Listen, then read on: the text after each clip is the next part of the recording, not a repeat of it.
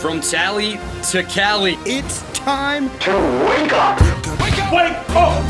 Warchant.com is your ultimate Seminole sports source. And this is Wake Up Warchant, presented by Vitamin Energy. The vitamins. The energy. Now here's Warchant.com's Aslan Hajavandi and Corey Clark.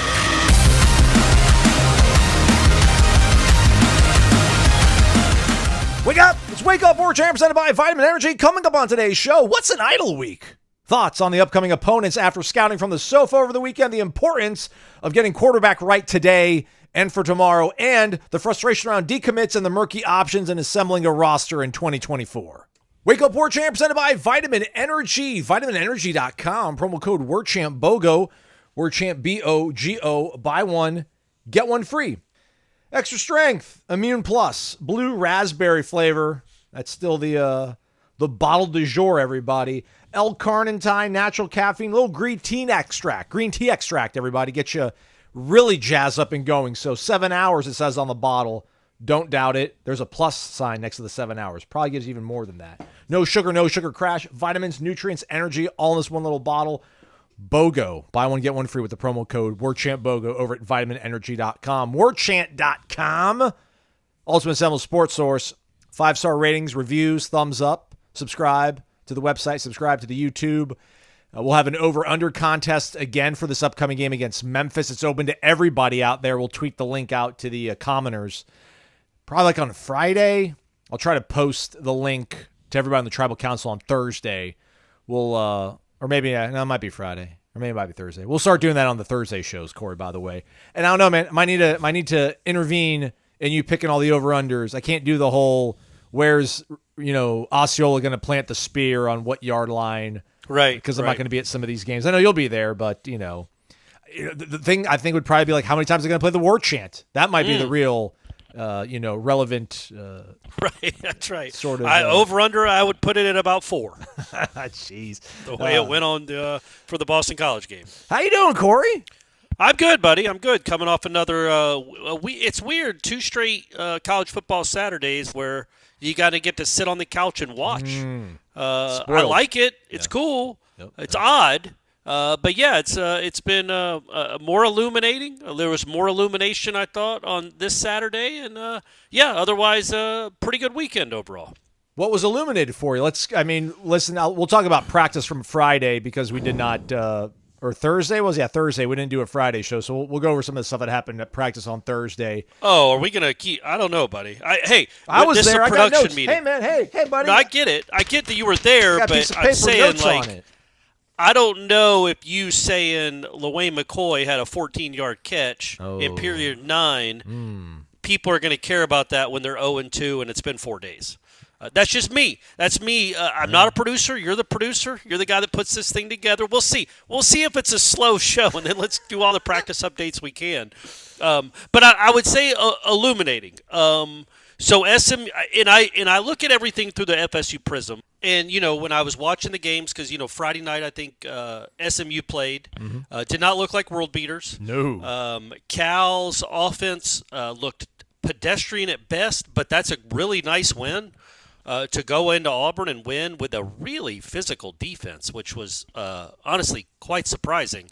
I mean, I'm making stereotypes, but I wouldn't have thought a California Golden Bear defense would hit like that. But they will have the 2 best linebackers in that game, and it ain't close. Not a high bar. Not a high bar. Well, no, but I mean, those guys looked like NFL players. They were really good. Well, their DC, they're physical. Their DC's Peter Sermon, who played for the Titans for a long while, but he was not very successful. It stops at Louisville and Mississippi State, but I digress. Okay. All right. Well, and then Memphis, obviously, I think it was kind of it's like 7-7 late in the second quarter, but they pulled away and won comfortably.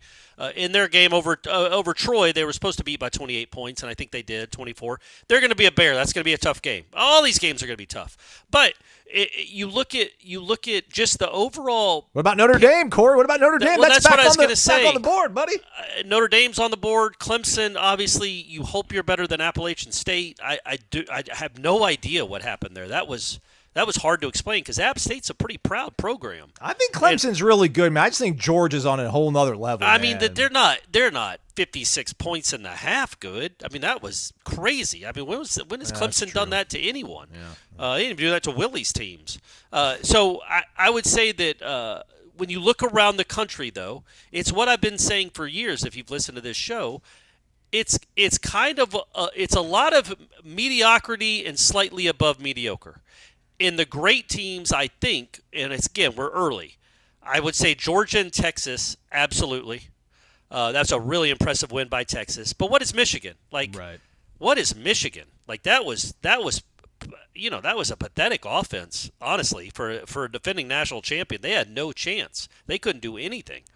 And I say that, watching this Florida State offense the first two games. And then, Alabama had under 200 yards of offense in the fourth quarter against South Florida and then scored a bunch of touchdowns late. They didn't look overly impressive for 50 minutes of that game. You just look around the country, and it just seems like, again, it's what I see every time I watch a Saturday. It's like, man, there's not a lot of greatness. There's a whole lot more mediocre to above average than there is great. And so with that in mind, again, Florida State this season, not going to pan out the way you wanted. It can be you can be right there in the mix again next year if you make the right offseason hires and roster changes. I just think that's what this sport is now. I just think that's what this sport is now. And that gets illuminated every time I watch a college football Saturday. You're not that, even when you're bad, you're not that far off. You're not that far off. All right. Well, we can hang our hats on that. It just, we went into the season, you and me, I think most people at the site, no matter what people say about our observations that we offered up throughout preseason camp, that we thought this was going to be like a somewhat flawed team, 10-2, 9-3, somewhere in that vicinity. And then when you do see a Notre Dame fall the way they did, you just kind of get a little bit frustrated because you're like, dang, man, maybe this is one of these seasons where you could have snuck around and made it to the semifinals, even though you were a 10-2 team. Don't you think because there's not a lot of that dominance that you were talking about? But don't you think as we move forward, that's every season? I don't think this is an anomaly. We're going to talk. You're going to hear a lot of people talking over the next month. Wow, it's just a crazy season. Right. It's just a crazy season. Every week to week, there's upsets and there's teams struggling. Oregon's barely beating Boise State. Arizona's struggling with Northern Arizona. All this. There was another team that Oklahoma barely won. And it's like, Houston. Yeah, man, that's what this sport is now. It is. That's what this sport is now. And it's what it will always be. It does not creep. It is in a light to medium.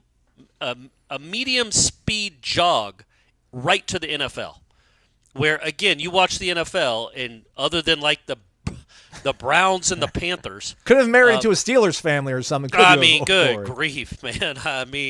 And I got Kirk Cousins to deal with, and I feel bad for Stephanie for being a Browns fan. That's how bad it is there with that quarterback situation.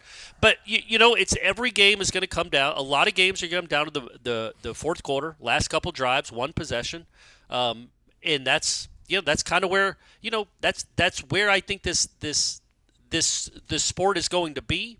The parity has gotten to the point where, Florida State's I don't know, what are they, a 5-point favorite this week over Memphis?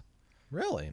I think so. And to me, doesn't that seem high? Yeah. Yeah, and Florida State has, theoretically on paper has more talent than Memphis, but, the sport has gotten there. It's gotten to this point where if you don't play well, if you do not play well, like Auburn did not play well, you're going to lose if the other team plays relatively well or you lose the turnover battle. Like, every team is gettable with the exception of probably Georgia and Ohio State, and we'll see about Texas once they start SEC play. It's bizarre. But do you take solace in how bad Michigan looked? Solace, but almost like a weird fraternity that we've joined. I feel like there's got to be a group chat with Sharon Moore and Hugh Freeze and Marcus Freeman and Mike Norvell about, we saw what we had at quarterback and this is what we went and did. Like, Michigan did nothing. At least Mike, my buddy's like, at least your guy swung. I'm like, he bunted. Yeah. Oh, he kind of bunted. No, it was a swing. It was a swing. It was a swing to It was a swing to it was like a hit and run swing. Yeah. You're just trying to put the ball in play. He wasn't bunting, but yes, he did not take a home run swing. But yeah, I mean, you look at Michigan, they lost a ton of talent, and then they did not bring in a quarterback. And look at them now. Look, maybe they go 12-1. It's the Big Ten. Who knows? But that team looked completely and totally overmatched 2 games into the very next season. So it's not like what's happening to Florida State is I don't know, unprecedented or, something that won't happen as we move forward. If you lose a lot of talent and you do not replace your good quarterback with another good quarterback, you are going to struggle. That seems as we move forward in this sport.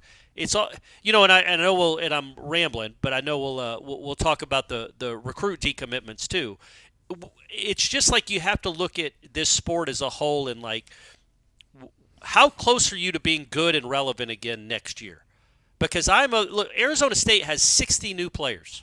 60. Well, he went full Dion, our guy Kenny, huh? But I mean, he had to, right? They just were not competitive last year, and now they're 2-0. And until the last quarter against Mississippi State, they looked like one of the better teams in the country. I mean, they were absolutely mauling people. Yeah. The defense looked good. Wyoming is not a horrible program, and they beat the tar out of them. Yeah. And then they were up on Mississippi State 30-3.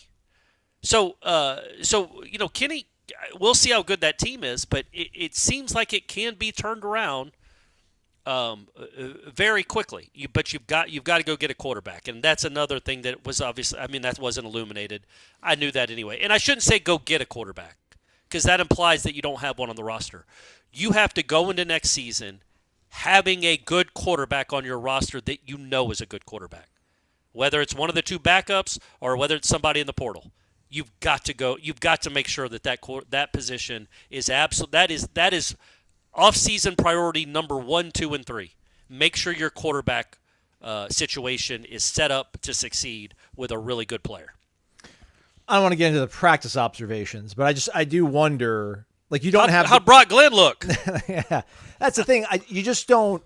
There's no luxury of developing these guys anymore or having time, because I don't know. You can't throw DJ to the curb right now, and it's not because you paid him or whatever excuse people want to use.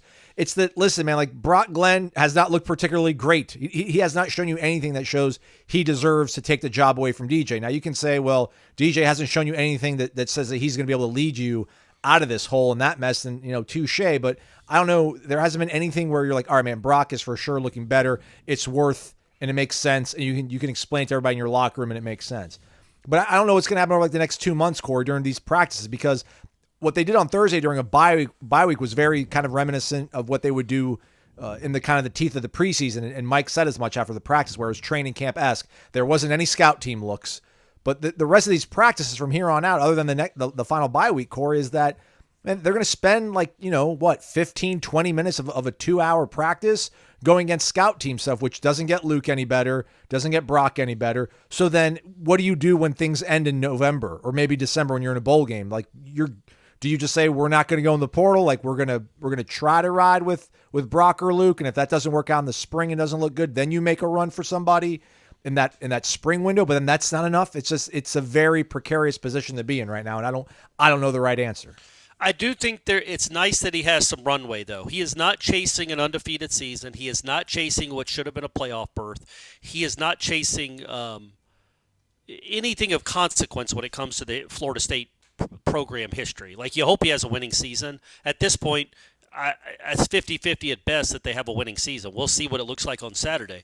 But so with that said, man, if you're 3-4 or 2-5, you do have the leeway to play your quarterback, to play somebody else. You've got to see what you got, man. You've got to.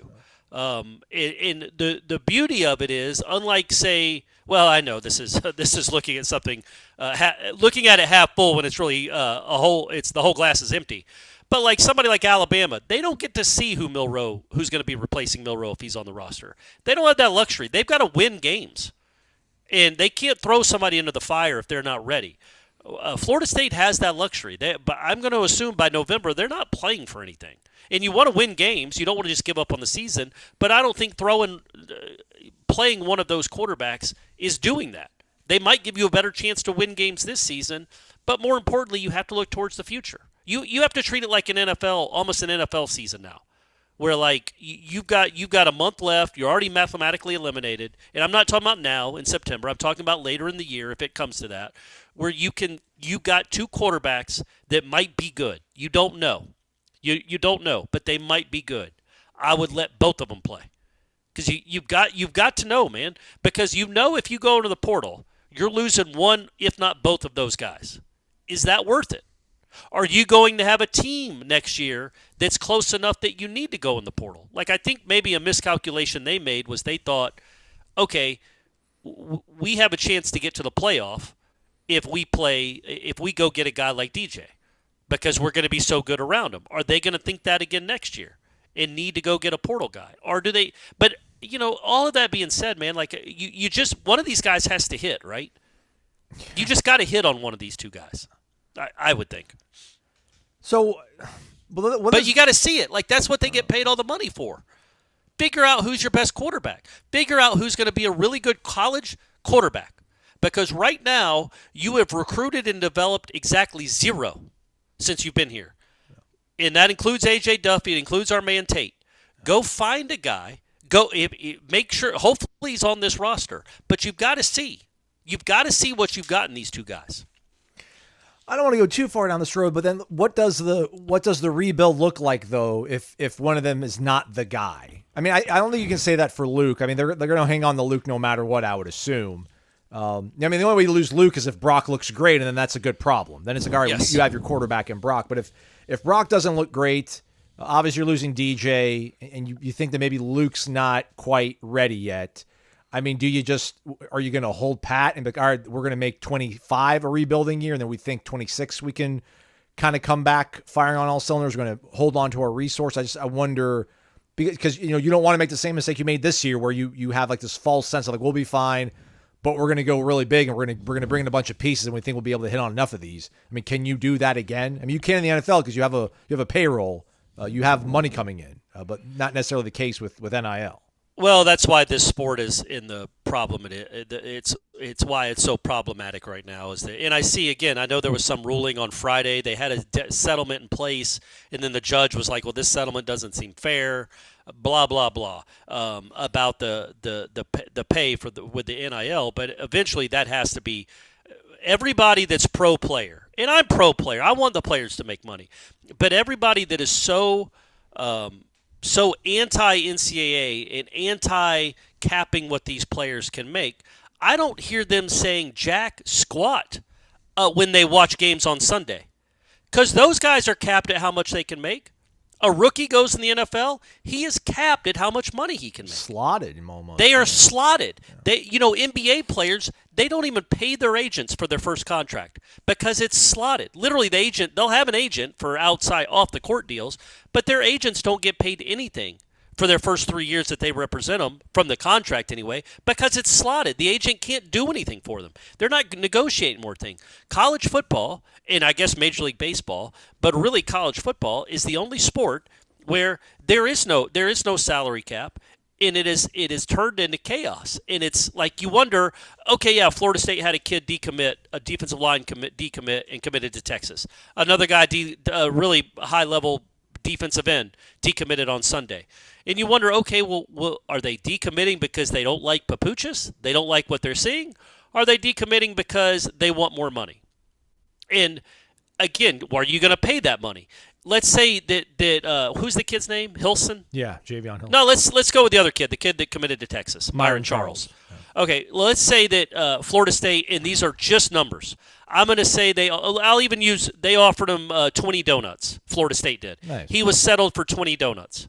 Texas came back and said, we're going to pay you 35 donuts. Oh, yeah, did you just see what we did in the big house? Well, that looked awesome. Okay, I'll do that. What if Florida State comes back and says, you know what? We're not losing Myron Charles. Here's 60 donuts. You could do that. You could go get Myron Charles. You could go get the Hilson kid. You could make sure they're on your roster for 2025. You absolutely could go do that. You have the means. But at what expense? Because if you could go make sure you have two freshman defensive linemen on your team that aren't going to probably play much, Or you can go make sure you get a quarterback that can play, or a running back, or a wide receiver, or 3 offensive, whatever you need that can play immediately. Because that's what schools like Florida State, and I say like Florida State, and it pains me to say that, but not big money schools, that's the calculus they have to make. That's the calculus they have to make. Like, yeah, you could go buy an awesome recruiting class. It is not going to help you win any games the next year because it's a grown man sport, and those are all still teenagers. Now, in 2026, it could help you win a ton of games if they're still on your roster or if you even still have a job. Again, that's why this along with the NIL, along with the portal and everything else, that's what's so frustrating to get a handle on. And it changes the way you even view the sport. Like, yeah, it sucks that those 2 kids decommitted. But like I texted to you and Ira, you'd rather them do it in September than on signing day, like the Benedict Arnolds from Gwinnett County, Georgia, that have killed Florida State two out of the last 3 years. So with that said, I don't think you can say it's going to be a rebuild, but it has to be a reshuffling of the roster. And you have to look, man, they did awesome 2 years ago, 3 years ago. They did not do well. The roster structure, the roster makeup. Verdict is in. Verdict is in your mind then? Because yes, I think so. I'm of that opinion because I've just watched the first 2 games. I have working eyeballs. So I don't think that they've got to figure out what mistakes they made for the 2024 season. Money allocated to people that didn't need it. Maybe some people that say they're going in the portal and don't really mean it, or they're doing it for negotiation, as we talked about a couple weeks ago. Maybe you say, okay, good luck, man. You know, there's all those things that are now part of college football that have never been part of it before. And unlike the NFL, unlike the NBA, they aren't all free agents every single day. Literally every player on the Florida State football team right now could say, I want to go play at Oklahoma, and they could be at Oklahoma tomorrow. They could not play, I don't think. No. But they could be in Oklahoma Sooner tomorrow. And that's very, very problematic, but I don't know what to do. But the good news, like I said, is if you spend your money right, if you got people that you trust in that general manager role, which is Derek Ray for Florida State, and he's done a good job in the past, then you have a chance. But, Florida State doesn't have the money to maybe outbid Texas for a kid that won't contribute for a couple of years. If that's even what happened. He might have just seen what happened on Saturday and been like, why don't I go play at that school? I mean, that could have happened too. It's not in Norman, Oklahoma. It's the Corner Pocket Bar and Grill. So factor that into the let's do boxes of ziti next time instead of donuts. Let's pull some Sopranos references. I just hate using money, right? Because I have no idea what Myron Charles is, what Florida State had told him they were going to give him, and then what Texas might. I literally have no idea. It could be $50,000, it could be $12,000, it could be $250,000. I literally have no idea. You're right. You do know that every Tuesday is trivia night. Every Thursday night is bingo night at the Corner Pocket Bar and Grill. There's staples, if you will. Like on Monday, the lunch special from 11 a.m. to 3 p.m. for only $8.99 with a side dish of your choice, a half-pound Black Angus beef burger. Might go do that for lunch today. And obviously the happy hour going twice a day. Was it from 4 to 7? And then they get it back going from 11 to close? That sound about right? That's right, my man. Staples, That's everybody. Right. The Lighthouse.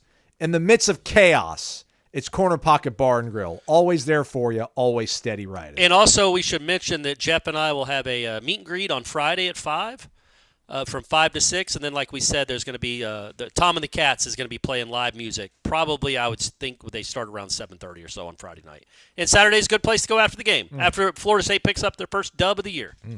Corner Pocket Bar and Grill, cptallybar.com, 2475 Appalachia Parkway. Lack of information's never stopped us from filling a segment or two and speculating, Corey, but we don't know the ins and outs of the Myron Charles and Javian Hilson decommitments. I think the frustrating thing is, if you want to talk about on-field performance, product on the field, which is what we'll hear in some of these recruiting circles when you talk to the reporters that cover these things, is that, listen, Florida State, has not put a good product on the field when, Travis Hunter ends up picking Jackson State. So it doesn't seem that crazy. It's still crazy, but maybe not as crazy. It wasn't like you were, knocking on the playoff door when he chose to go with Dion to Jackson State. But you go 10-3, and that included what, like a 6-game winning streak to end out the season? Yeah, yep, that's right. Wasn't fought, that long ago. Yeah, I know. Then he fought the next year, winning 13 straight games. Yeah. And that wasn't enough, quote unquote, product on the field to get, really super duper, the Jeremiah Smiths of the world, the KJ Boldens of the world, the guys, the kid from Alabama, Ryan Williams, I think, who's 17 years old. Yeah, My goodness. Those kids, that prevents them from showing up, not having product on the field, but then you win 19 games in a row, but that wasn't enough to sway anybody. And then after an 0-2 start, you lose two of your more kind of strong tent poles to your recruiting class. I know this is such a crazy sport that we cover now, but it can't be just straight money, but then it can't be results based either, because when you went 19-0, you weren't pulling anybody. And so surely 0-2 shouldn't scare anybody off. It's a really frustrating place to be right now. And that's why I think Saturday is so crucial, because I think if you beat Memphis, even if you don't cover, if you just win by 1 point, we're such a reactionary sport right now. I think you feel so much better, and you can start squinting your eyes and thinking about a bright light at the end of the tunnel that's not 2025 related. Yeah, and look, man, if they were only coming to Florida State because they had won 19 straight games, that was kind of, the first sign of adversity. They're bouncing. It doesn't sound like it was that strong a commitment anyway. So maybe they would have been one of these kids. Again, if they're going to decommit, again, you'd rather them do it now so you can go to backup options. And I'm not kidding. Like, again, if you were saying if you had 120 donuts put aside for those two defensive linemen, 120. Well, now 120 what? Orders of baked ziti? No, just boxes. Just boxes of ziti. That's what they said in the poker game that they would host. Tony and Chrissy and Paulie. Box of ziti. A box of ziti was $1,000. I got you. Okay, I got you. Okay, so if you had 100 boxes of ziti, I didn't know we were doing was that Sopranos, right? Yeah.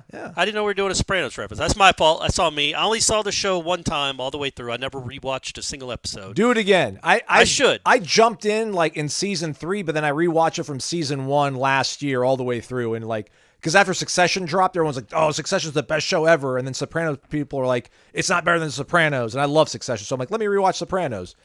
I think Sopranos is better. I digress. Continue. You know a show I really like that nobody's going to want to watch after I give this 20-second kind of summation of the show? It's called Pachinko. It's on Apple TV. I'm gonna write it down. It's a generational show about Koreans that moved to Japan right before World War II. And then they're 2 generations later living in Japan in 1990-ish or so. It's grandsons connected to grandmothers who's connected to a great-grandmother, all through 3 generations. And it's subtitled. I've never seen a show like this before. At the beginning of every episode, it says, Japanese subtitles in blue, Korean subtitles in yellow. Because obviously I can't tell the difference if they're speaking Japanese or Korean. At least I know, just from hearing it. So anyway, I thought that was interesting. Are there 3 kinds of subtitles? Are there Japanese, Korean, and English subtitles? Yeah, and English is in white. Incredible. Wow, Isn't busy. that crazy? That's kind of But busy. I understand the English because I'm, I can understand, I can speak it. But yeah, it's a really, really good show. But I know nobody's good. I didn't really sell it well. Hey, look, go rewatch Sopranos, everyone. It's a family entertainment.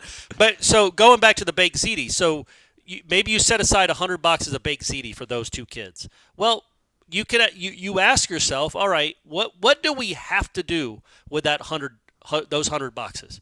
What do we have to do to make our team relevant and good in 2025? Because those guys were not going to do that. It hurts. I'm not trying to put a positive spin on it. You don't like losing really good players in September, but you can win everybody back. Man, 2021, Marvin Jones didn't want to be here. Now, I know this isn't a great comparison because he's got 0 tackles essentially this year through 2 games. But Marvin did not want to – he wanted to be here, but he couldn't bring himself to come to Florida State after 5-7. Right. And so he went to a team that just won the national championship or was about on its way to winning the national championship. Well, 2 years later, he was pretty cool with coming back to Florida State. Now, maybe he ends up having a nice season. We'll see. But that can happen with Hilson. That can happen with Myron Charles. What if Sarkisian leaves for an NFL job and he's back on the waiver wire again?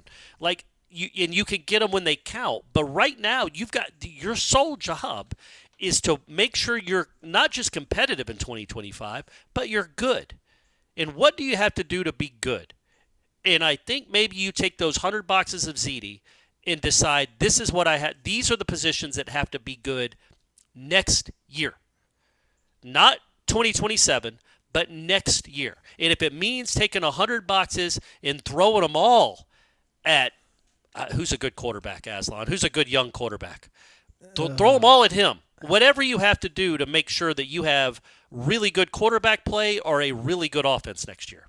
So it's just odd, right? Like normally if we were talking about this in 2019. The kid from Tennessee. I'm sorry, blank. That's the only guy I can think of that's like young and looks great. Nico Maliava. Yes. Well, he's probably not. Tennessee can probably roll with you a little bit on the baked CD. But that's But I mean, I think that's got to be the overriding concern because you're not building your program right now. You've clearly hit a bit of a brick wall with this team, and you've got some young players, sure, but who on the defense that's young really excites you? But you don't think they did this, in December of 23? We're like, all right, this is the amount of box of CD we have. This is what we're going to need to plug in because we're losing this guy to the draft and that. I wonder what kind of course do we want them to change, and what are they going to look in the mirror and see when they self-scout and figure things out? Because I think Tom Luganbill was on a pod with somebody and was saying that he thinks it was probably some level of overconfidence. I think arrogance he might have said. I don't want to misquote him though. That they thought they were pretty close to where they were last year if they would have been able to get all these players that they went and got. And listen, other than Cam Ward, I guess also the kid that ended up going to A&M, Nick Scorton, that pass rusher. They got pretty much everybody else they wanted, and they're far off from where they thought they would be. And that's, I just wonder how you square that up. Yeah, so I mean, I think you've got to be competitive, and you've got to make better evaluation, right? Like you clearly didn't make great evaluations, it wouldn't seem. But yes, you've got to be more competitive. You're gonna have to be competitive financially, and you're gonna have to make better evaluations. That means going to a lower level. Like, look, their two best defensive linemen last year. I mean. Yep. If we want to play this card, it's too early. It's too early to just say this season is a bust. This time next week, I might be screaming at you guys, run away. But right now, it's too early to say. But their two best transfer portal guys they've ever gotten was a guy from Albany and a guy from Western Michigan. It wasn't backups to SEC schools. Yeah. So maybe you go back to that route. Maybe you go throw more money at a kid from Ball State than he's ever seen before, as opposed to getting a former 5-star from Alabama. If the kid hasn't proven he can play at Alabama or he hasn't proven he can play at Georgia. The problem with that, though, is, Marvin Jones wasn't much different than Jermaine Johnson when it came to actually production and experience. A little bit. Jermaine played more than Marvin, but not a substantial amount more. They're both backup defensive ends at Georgia. And, again, I'm not giving up on Marvin. We'll see. But so far he doesn't look like, let's just say he's not having the impact that Jermaine Johnson had for sure. So I'm not saying you just completely punt on going and getting high-level backups or what you hope are high-level backups, but maybe you go get guys that have not just produced in college but starred at college, even if it's at a lower level. But, here's the thing. You more than anything, this is what gets illuminated every Saturday for anybody listening to this. If you don't have a good quarterback, looking at you, Notre Dame, if you don't have a quarterback you can count on that is not good, meaning your offense is not good, you are not going to be good. That's the bottom line, man. Look at the NFL. That's the sport. So you've got to make sure if it takes 1,000 boxes of ZD, you've got to make sure you've got a good quarterback next year, whether he's on the roster or not, and then you can fill in the pieces around him. But if you don't have a good quarterback, you can't win at a high level. I believe that anyway. Maybe you can at Georgia. Maybe you can at Ohio State and Alabama. But even that kid has a trait that's uncoachable, that's special. The kid at Alabama that can't throw real well, but he has a special Jalen Milroe? trait. Come on, show some respect to Jalen. But he has a special trait. Yes. That other guy, and that opens up a lot of things, or can anyway. It didn't against South Florida for 3 quarters. So that's it. But I wanted to say this too, Aslan. I was thinking about this. I know nobody here listening to this is a big fan of Alabama right now because of what happened last year, just because of what they've done to the sport for the last 15, 16 years. I would tell everybody listening to this, whether Florida State loses on Saturday or not, be rooting for Alabama to beat Wisconsin by 50. Be rooting for the SEC to have an incredible season, where like they have 8 teams in the playoff. What's the catch and the Big Ten only has Ohio State. Makes you more appealing as a property? Absolutely, because Michigan getting steamrolled like that was not a great look. Penn State almost losing to Ball State, and that's the third best program in the conference. Not a great look. Big Link's got my Trojans rolling again, though. Watch out. Yeah, that's true. That's true. So if you can get the Big Ten to really struggle in these interconference games, because the SEC just embarrassed Michigan on Saturday. And it's weird to say Texas and the SEC. I get it. They still haven't even played an SEC game yet, but they're an SEC team. And NC State. That was NC State gross. got pummeled. So go root for Alabama to put 40 on Wisconsin. Go root. Look, man, Florida State's not going to be in the playoff this year. Go root for the whole semifinals to be SEC teams. And the Big Ten is because Florida State's going to have ratings. Their ratings for their first two games were pretty darn high, really high actually. So go, but also Florida State, because when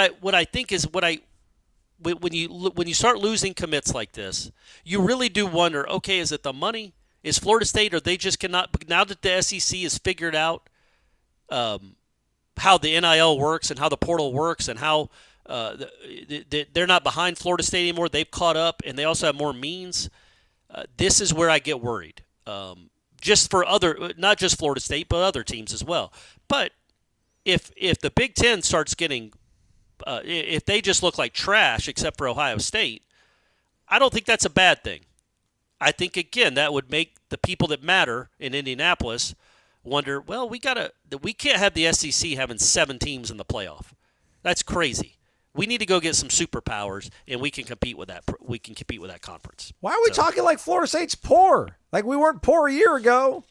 And this is why I never listen. I embraced the transfer portal and thought it was going to be more sustainable than it really was. Clearly, mi culpa.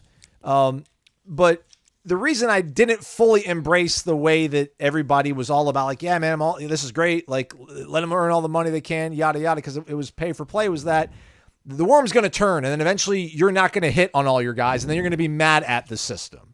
Right. And I feel like we're at that point now where we're mad at the system, and we weren't mad at the system a year ago. We weren't poor a year ago. And listen, man, they went and got a whole bunch of guys out of the portal. Like they went and got, I mean, I know DJ wasn't the amount of money that Cam Ward won. I don't know what the market was for DJ, but I can't imagine you spend anything less than 100 boxes of ZD for the guy.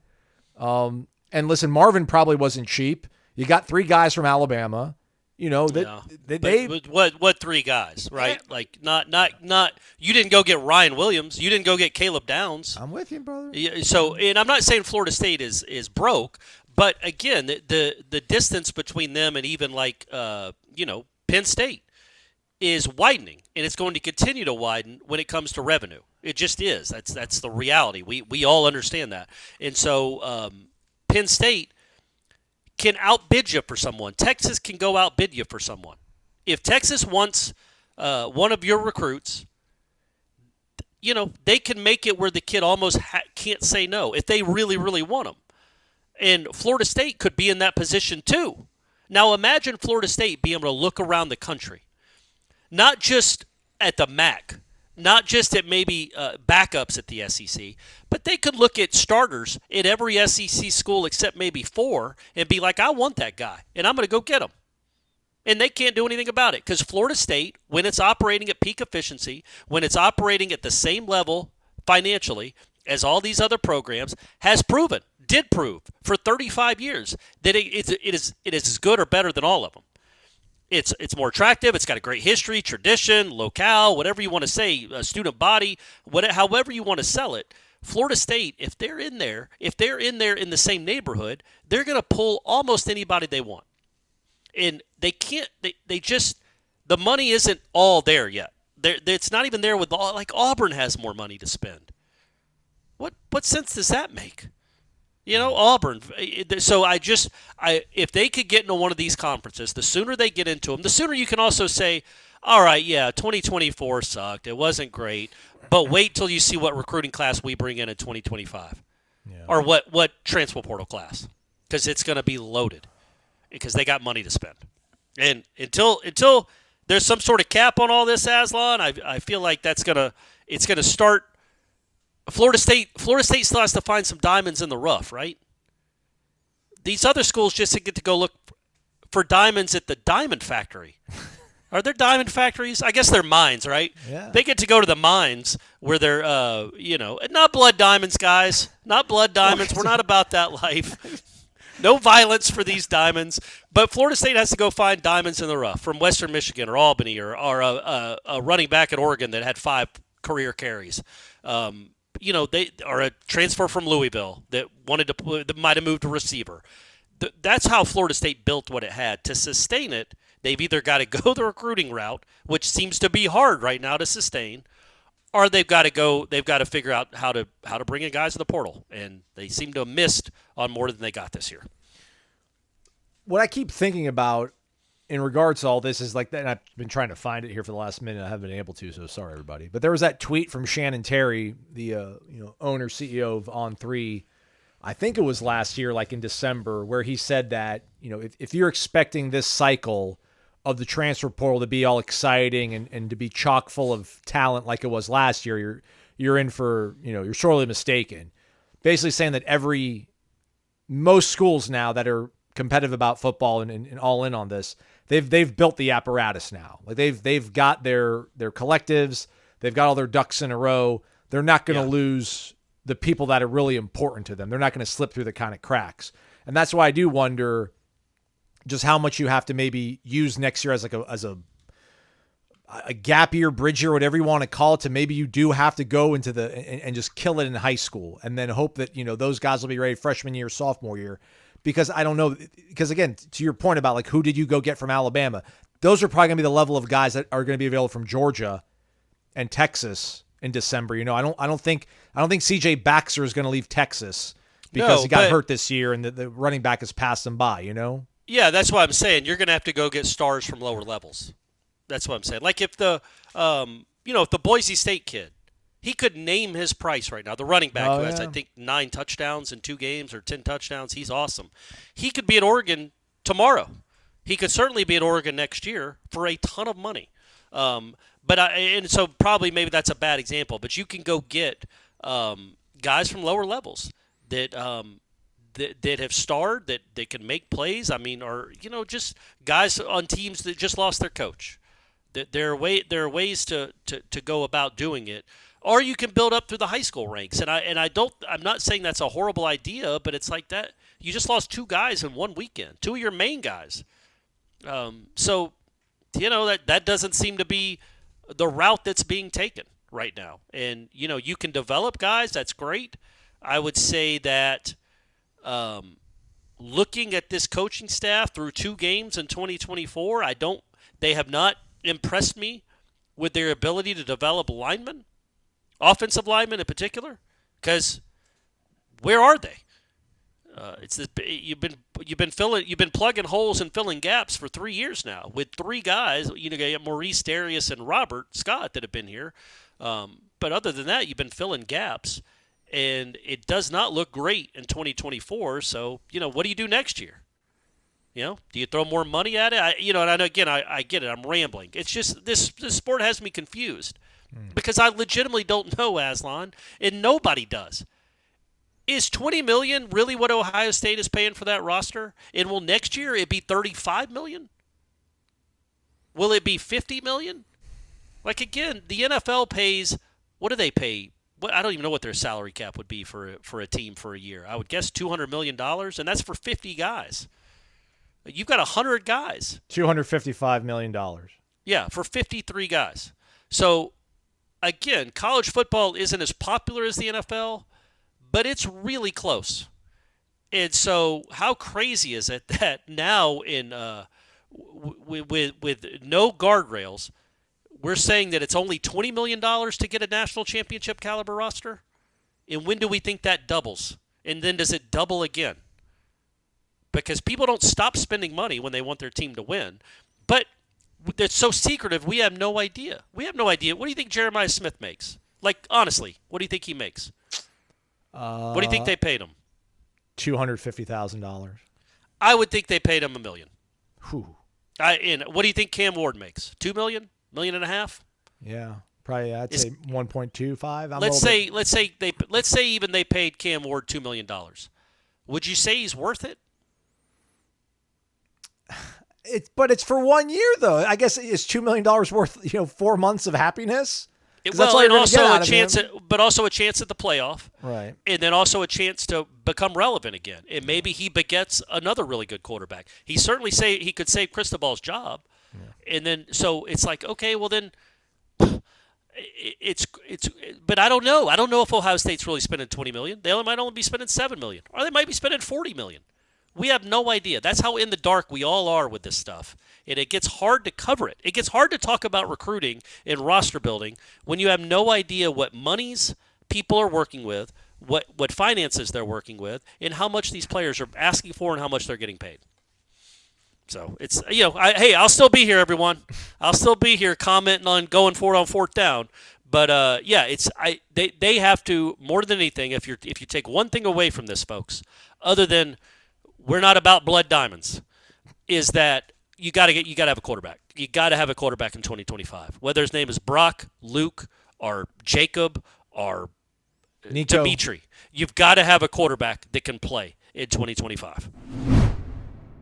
Famous man once said, actually might have been a woman, but that abs are made in the kitchen. So all that working out that we do, Corey and myself, you still got to eat right. And usually that means eating at home, but man, that's so annoying, right? Like all the dishes, having to go to the grocery store, measuring everything out. That's why you should check out HelloFresh. We used to do this a few years ago. Remember everybody, HelloFresh? Go to HelloFresh.com/freewarchant for an offer for 10 free meals, free shipping, and free breakfast for life? ? But this stuff was great. There's literally recipes that they sent me 2-3 years ago that I still use at home, but it doesn't quite hit the same. Some of these spices they use are proprietary, and people on the internet try to match it, but they fall short of the glory of HelloFresh. But these meals show up like properly packed in dry ice. Everything is pretty much proportioned out, so like it helps out with the entire measuring and like utensil usage. Like everything's pretty much ready to go. You just either throw it in the pan, throw it in a bowl. And it lessens the load because, like, I don't really mind cooking at home. I just hate doing dishes. I found out HelloFresh gave me delicious meals and also lessened the dishwashing aspect component because I don't have anybody to help me out with that stuff. So womp womp for Aslan. Check out HelloFresh. Again, HelloFresh.com/freewarchant for an awesome introductory offer. All right, let's dial back into matters of the current and less esoteric. So watching everything that you watch on Saturday, it feels like maybe you move Cal down from, I don't know, maybe 64 to now that's a 50-50 kind of proposition. Like on the whole, watching everything that you saw on Saturday, do you feel better about Florida State's chances to turn things around? And Notre Dame's the only game that I really think you're like, okay, maybe that's not as scary as I thought, but I still don't think that Notre Dame you saw against Northern Illinois is going to be the team that's going to be in South Bend in November. So I'm still like fearful of and I think Cal, by the same token though, I think Cal like might have blown their shot in Auburn. Like that was their big like rally around. Let's show everybody that we're really that good. And then maybe Florida State, they'll come in feeling a little too good about their britches. But like, where are you on the whole now? Looking, because you saw Memphis play, you saw SMU. That went from I for sure thought you were going to lose that game to I think now you probably win that game. I guess I don't think Rhett Lashley's beat one single Power 5 team apparently since he's been at SMU. Yeah, no, I think but again, it's like, okay, yes, all of those teams are beatable, which is kind of what I thought. Like Notre Dame might be better in November. I don't foresee that offense being great at any time. But they'll probably look better. And they'll definitely have a good offensive line. But I mean, if they couldn't run on Northern Illinois, you hope that Florida State can bow up a little bit. But yeah, as teams get better, we'll see how they react. But through 2 games, that offense looks pretty gross. I think they've scored 3 touchdowns in 2 games. They're just like Florida State, and so they're all winnable and they're all losable. Literally, like yes, they could beat SMU. They should beat SMU. Doesn't mean they will beat SMU. Memphis, they got more talent than Memphis. Did SMU's quarterback get hurt? I saw that they went back to their dual threat guy. Like I saw the first possession and I saw like the last possession of the game. So I didn't watch any of that game. I did watch the Cal game, and the Cal quarterback got hurt. Yeah. But I don't know if he didn't ever come back into the game when they were trying to end it, when they were trying to run out the clock. And it looked like his knee buckled on him. But I haven't Googled to see his prognosis, if he's just day to day, or he's a Florida kid. He's a Florida kid, by the way, so that might be a little nervy. Well, sure, but yeah, so he got hurt at the end of their game. So, but yeah, man, Cal's defense is better than I thought, but obviously that's a winnable game. Nice win for the ACC, by the way, to going on and beating Auburn. I'm sure when Alabama barely survives Auburn, that they won't lose any credit, even though Auburn just lost to Cal. But whatever. So I think that when you look at this schedule, Clemson was the scariest team to me. Miami, you can't judge. Sorry, Rattlers, but you just can't judge what they did in that game, and it's going to be kind of hard to judge them for a while. But yeah, when you look at the teams on the schedule, who are you like absolute they're going to lose to? Maybe Miami at Miami, but it's a rivalry game. You never know how those things go. But also, again, as I pointed out now for 6 months, who do you look on this schedule and be like, yes, they're absolutely going to win? They're absolutely going to beat that team. Because maybe Duke, but Duke's pretty good defensively. They don't have an offense at all, but do you? So when you look at this schedule, it's like, yeah, what's illuminating is that there's still a chance for you to go have literally if you get good quarterback play. Sorry, DJ. I'm not blaming it on you. If your offense gets its head out of its rear end and actually can look like a 2024 college football offense, it actually find the end zone more than once a game, you can win every game left on your schedule. You can. There's nobody out there that's frightening. Yes, Notre Dame in November will be scary. Maybe the Lagway kid's good at Florida. We have no idea how these teams are going to turn out, but as you're sitting here today, September 9th, my dad's birthday, by the way, September 9th. John Clark, R.I.P., lost him 13 years ago. You're not frightened by what you see. You're just frightened that you're not going to get any better. But you should feel if you can get out of here.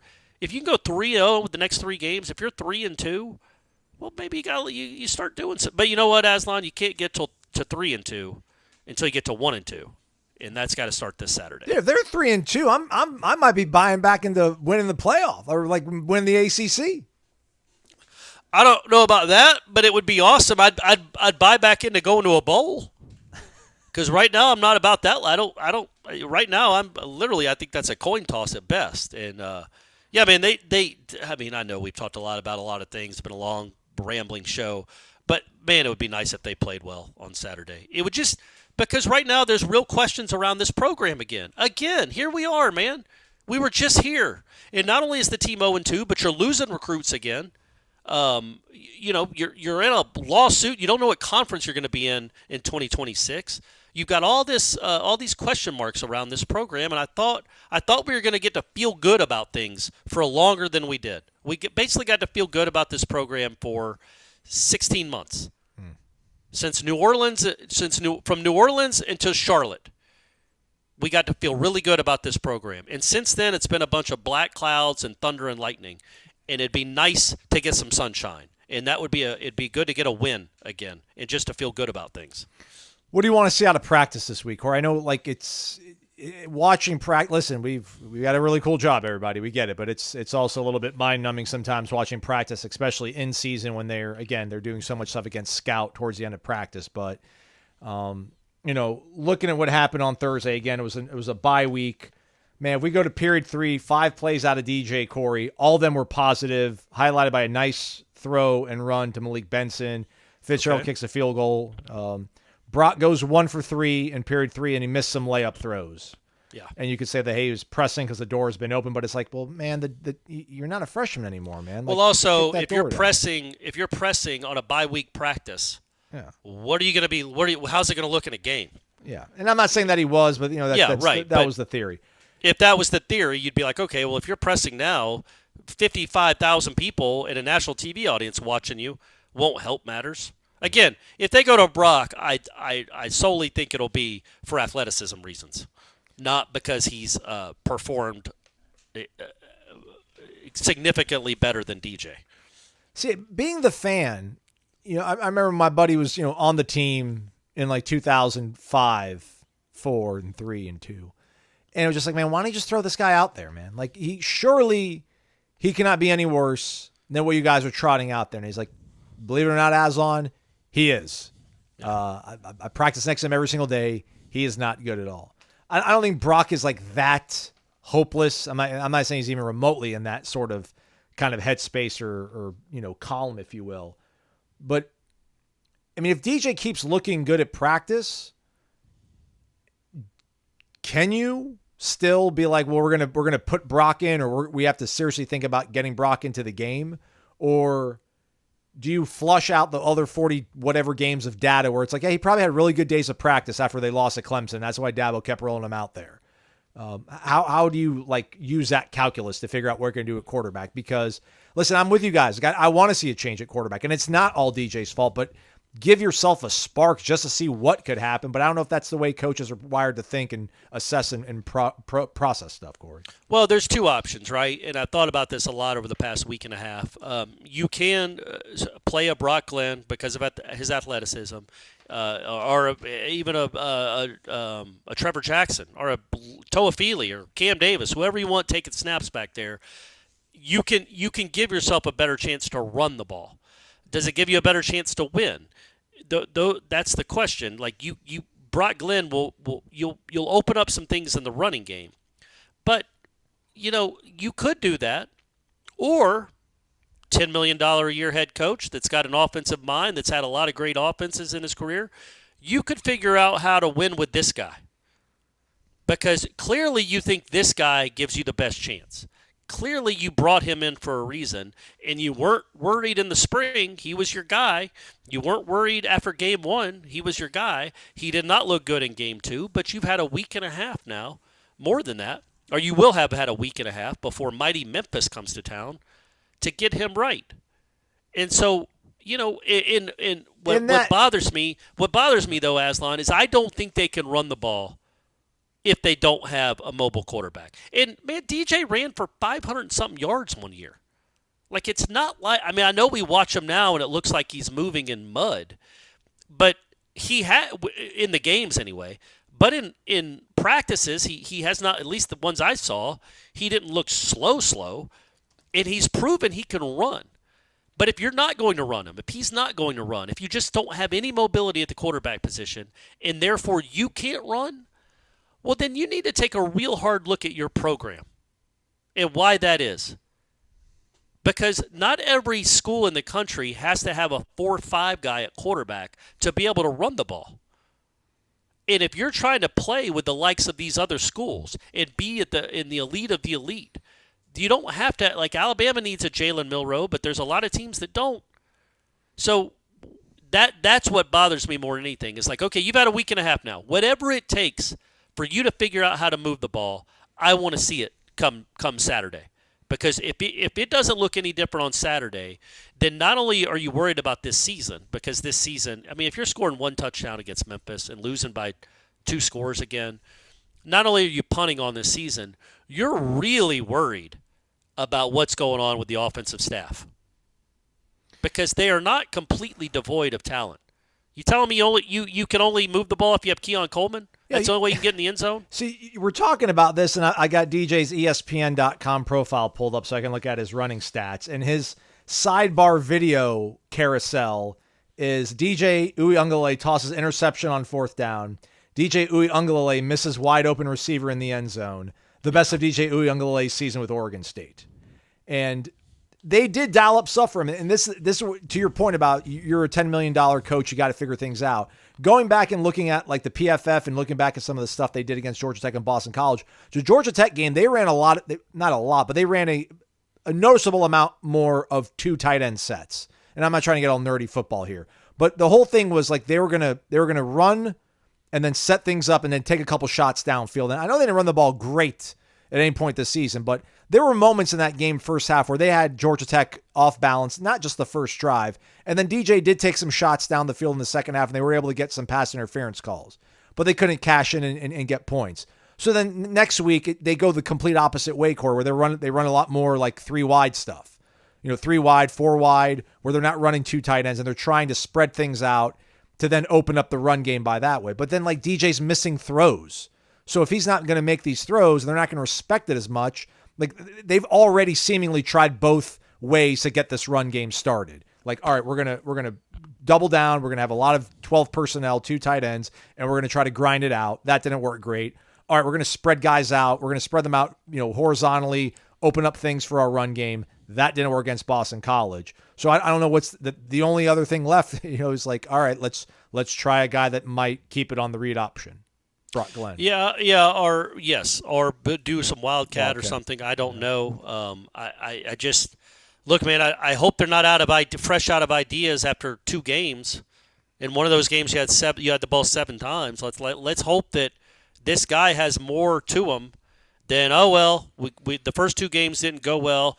My quarterback can't make throws, so I'm hamstrung. I'm handcuffed. I can't do anything. By the way, that Tyreek Hill thing, huh? Jeez, that was nuts. Scheffler and then him? What's going on? Jeff Darlington is just the guy that's been around all this stuff. He was at both. That's crazy. So that, again, we can blame DJ. DJ was not good. Norvell couldn't have schemed up a better play than the one that he missed the throw to Darian in the end zone. Great, man. Then you scored 20 points against Boston College. Congratulations. Yeah, but then maybe you're not having to go for it on 4th down and your first possession of the second half and do something. So you scored 2 touchdowns instead of 1.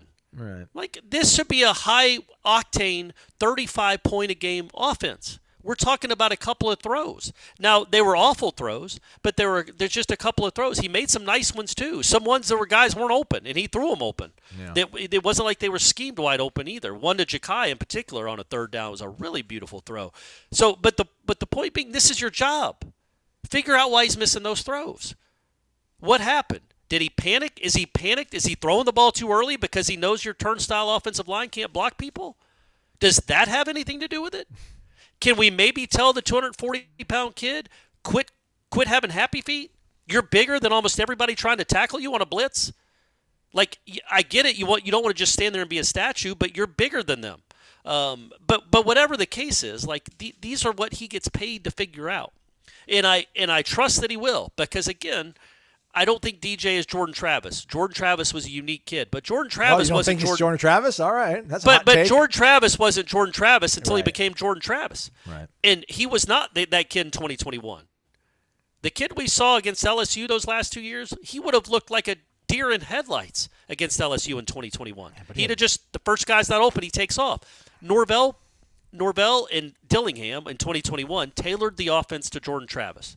And then they realized, at least Norvell did because Dillingham was gone, okay, Jordan sees it better than he has. He's more comfortable. We can open it up more.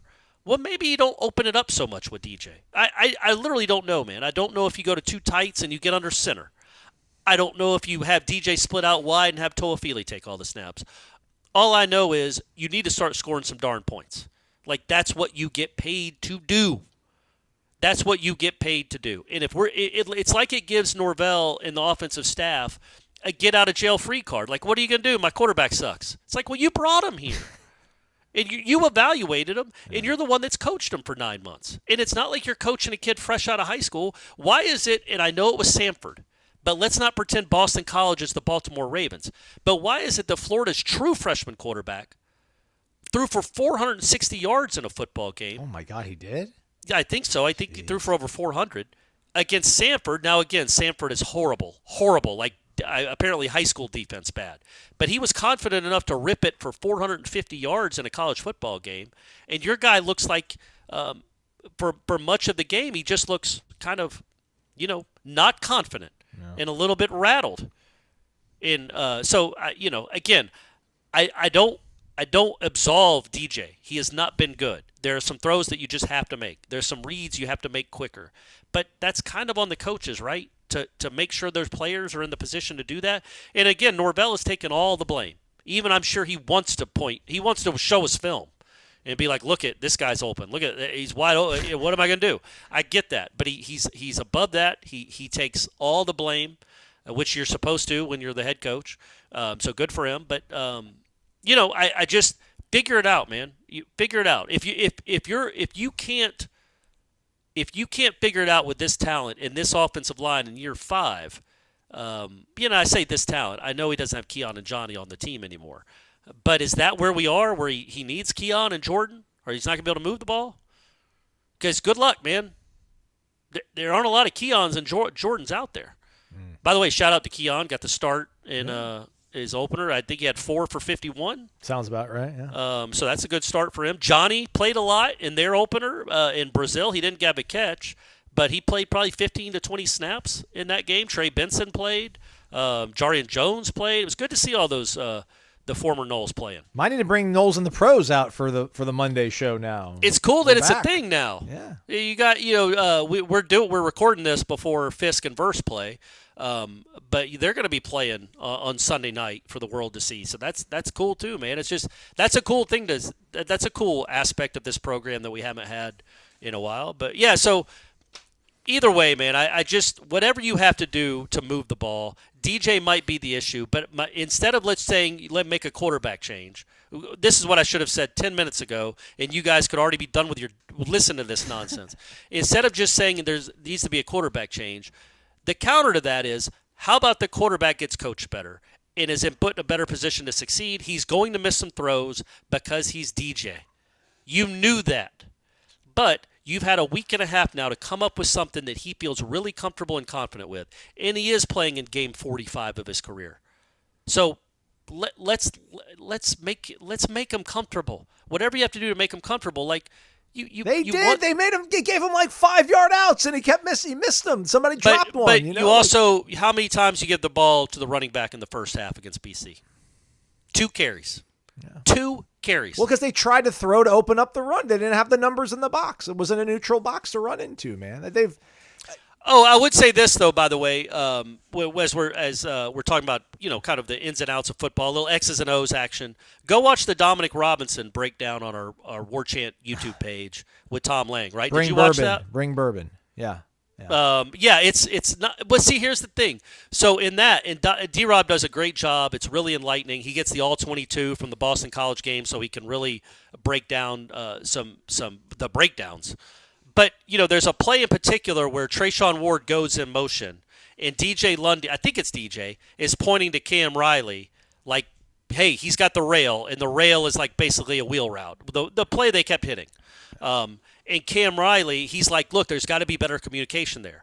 He points to it, but Cam Riley doesn't acknowledge that that's what he's telling him to do. Cam Riley sits there and then does not get on the outside to take Trayshawn Ward like he should have. He's like, he doesn't even think that's his responsibility. I guess he thinks it's going to the corner, but he's criticizing, and with good reason, he's criticizing the lack of communication on the Florida State defense. There are communication breakdowns.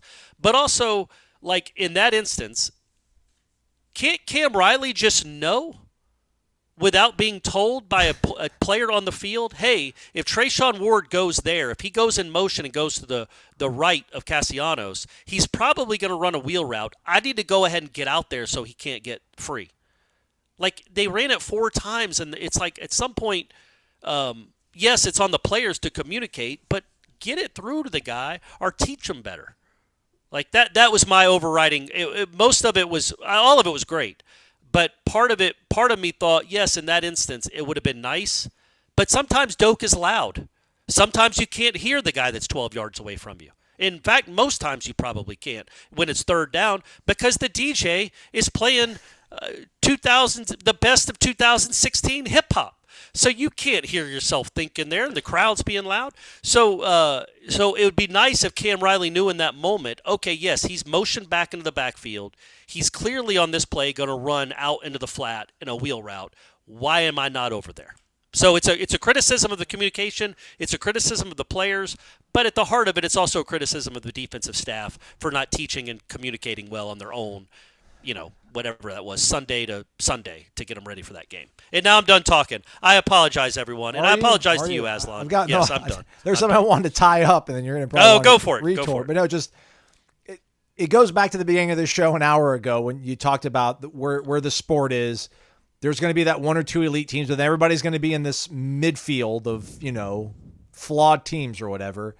And then you just talk about you got to get this offense fixed because, are you saying that you can only be successful when you have Jordan and Johnny and Keon? They don't grow on trees, so you need to figure it out. And that was where 2013 was to be where you want to be as a Florida State fan, what you're expected to be, the standard, if you will.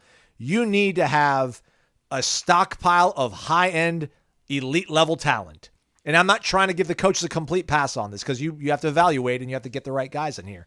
But that's where I'm at right now. It's like they do not have anywhere near the level of talent they need to have to be one of those 2-3 slam dunk teams that's going to win a national title, clearly.